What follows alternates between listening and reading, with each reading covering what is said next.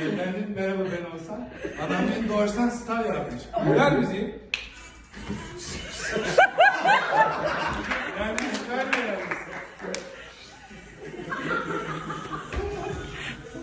Tamam.